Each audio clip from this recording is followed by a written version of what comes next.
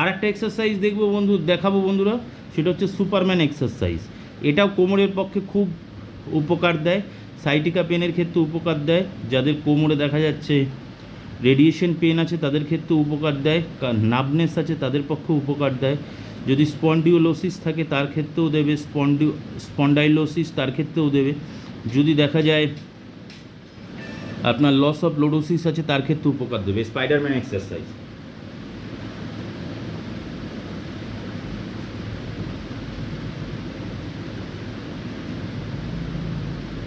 Right hand আর left leg, right hand left leg, right hand left leg, right hand left leg, সব 3 second করে stay করবে।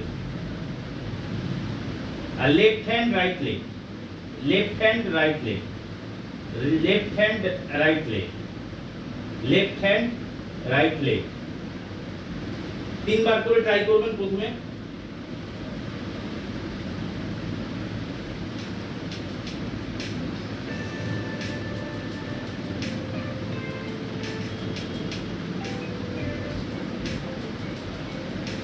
শুরুতে কোনো এক্সারসাইজ বেশি করার দরকার নেই, শুরুতে আপনার যে কোনো এক্সারসাইজ আপনি প্রথমে 3 বার করে ট্রাই করবেন, 3 বার করে 1 সপ্তাহ ট্রাই করবেন, তারপরে দরকার হলে বাড়াবেন।